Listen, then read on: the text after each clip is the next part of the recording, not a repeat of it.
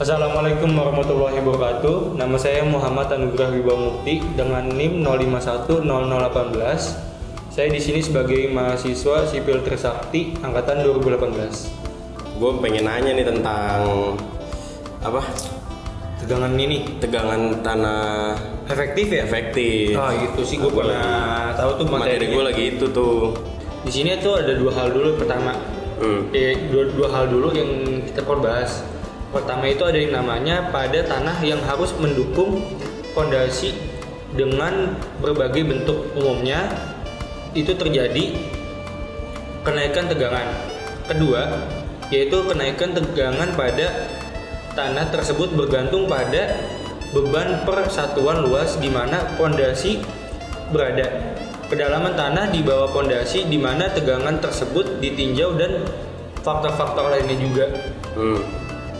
Jadi di sini gue pengen lanjutin yang dimana kita tuh pertama harus membahas soal prinsip-prinsip perhitungan besarnya kenaikan tegangan vertikal pada tanah yang diakibatkan oleh macam-macam pembebanan berdasarkan teori elastis.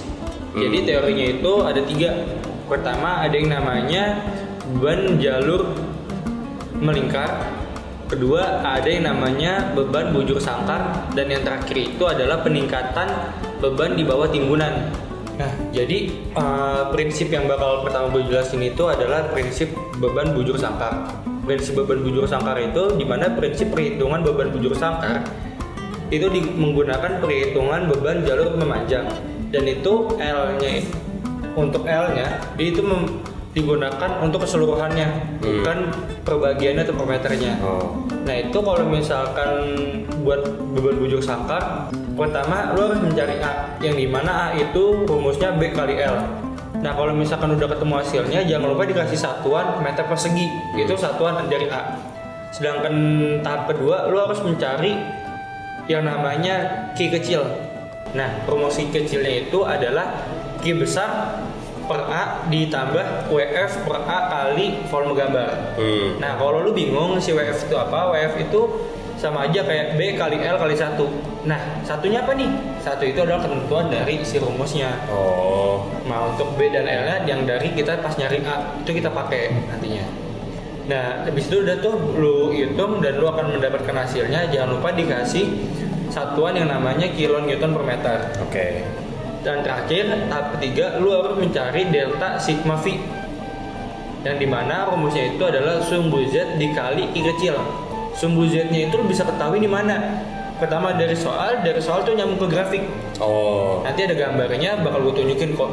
Gimana sih kok bisa dapet sumbu Z itu berapa. Nah, abis itu ketika lu udah tahu hasilnya berapa, jangan lupa dikasih satuan juga, yaitu kesatuannya kilonewton per meter. Udah kan, tadi gue udah ngebahas secara luas tentang beban bujur sangkar. Nah, kita akan ngebahas di mana beban bujur melingkar. Nah, di sini tuh antara beban bujur sangkar dan beban jalur melingkar ini itu perbedaannya cuma satu hal. Yang dimana kalau misalkan beban bujur sangkar itu L-nya digunakan keseluruhannya. Jadi seakan-akan kayak B sama dengan L. Sedangkan kalau untuk beban jalur melingkar, L-nya itu digunakan bagiannya pertemuan per meter.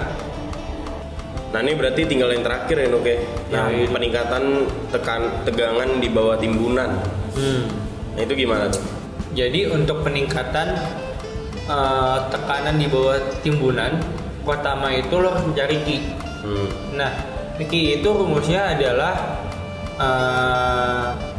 gamma tanah dikali H. Nah itu gamma tanah dan H-nya itu akan diketahui di soal. Jadi lu tinggal masukin angka dan habis itu lu hasilin. Untuk tahap kedua itu lo harus mencari yang namanya IZ. Atau nanti lo akan mencari sumbu X juga dan mencari grafik yang penting. Nah untuk mencari IZ itu lu menggunakan yang namanya B1, B2 dan Z. Itu akan diketahui di soalnya. Lanjut lo dari situ bakal nentuin yang dimana mana untuk sumbu Z dan mana untuk grafik yang penting. Untuk mencari sumbu X lu menggunakan B2 per Z. untuk mencari grafiknya penting lu menggunakan B1 per Z. Jadi lu akan mengetahui jawabannya dari situ. Lanjut di step selanjutnya lu akan mencari yang namanya delta sigma V, ya kan? Iya. Itu tahap terakhir. Untuk rumus itu nggak susah kok, yaitu lu tinggal masukin IZ kali I. Nah IZ-nya itu lu udah ketahuin dari tahap kedua, sedangkan Q-nya udah lu ketahuin di tahap ke-1. Jadi tinggal kali doang ya. Nah iya, tinggal lu kali, abis itu lu udah tahu hasilnya. Udah sih ya, untuk selebihnya gitu aja buat teori atau penjelasan. Jadi ini yang pertama gua akan ngebahas beban jalur memanjang. Untuk beban jalur memanjang ini ada gambarnya, dan sebagai diketahuinya di sini yang pertama, untuk diketahuinya pertama ada Q. Q besar itu adalah beban terbagi rata. Beban terbagi rata dengan jumlah 2000 kN per meter. Lanjut ada yang namanya B. B itu adalah alas, yang dimana alas dari sini adalah 4 meter. Jadi kita akan tulis 4 meter. Untuk langkah pertama kita harus mencari A, yang dimana A itu dengan rumus B kali L. Untuk B sendiri kita perlu ketahui adalah diambil dari alas gambar. Sedangkan L diambil untuk per meter. Langsung kita masukin aja angkanya, yang dimana 4 meter kali 1 meter sama dengan 4 meter persegi. Dan langkah kedua adalah Q kecil sama dengan Q besar per A ditambah WF per A dikali volume gambar.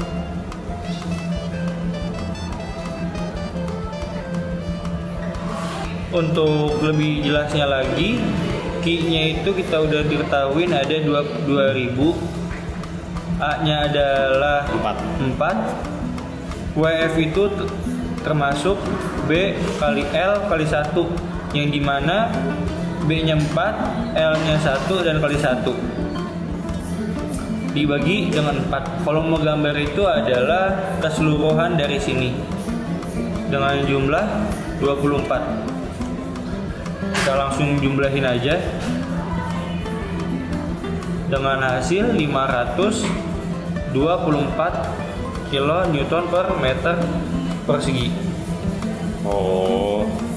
Terus yang langkah ketiga ya? Langkah ketiga yang delta sigma V ya?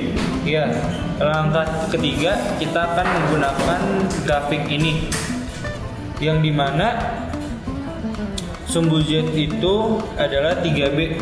Di sini ada titik-titiknya. Pertama ada 0, 2B.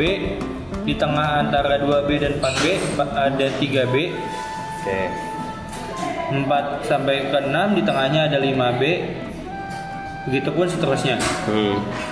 Dan ini adalah untuk dua prinsip, yang dimana sebelah kiri adalah prinsip jalur memanjang, di kanan ada beban bujur sangkar. Dan untuk lebih jelasnya lagi, kita akan tarik garis dari ujung sini ke bagian sini, dan kita menemui di titik sini, di titik tengah ini. Dan untuk kepastiannya kita di sini dapat berapa, saya mengambil contoh 0,24. Berarti dari grafik yang kita peroleh dengan rumus delta sigma V, benar Jeremy.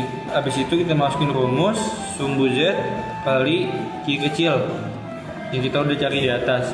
Sumbu Z nya berapa? Kita udah ketahui 0,24 lalu kita kali dengan Q kecilnya 524. Hasilnya adalah 125,76 kN per meter. Dan untuk beban bujur sangkar tidak jauh berbeda dengan beban jalur memanjang.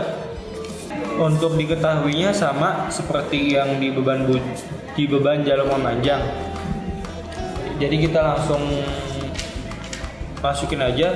Yang pertama, langkah pertama kita nyari A seperti biasa, B kali L, yang dimana B sama dengan L, karena L, dari L nya sendiri pun diambil dari panjang B keseluruhan kalau di beban jalur memanjang L diambil per meter, sedangkan beban bujur sangkar diambil keseluruhan.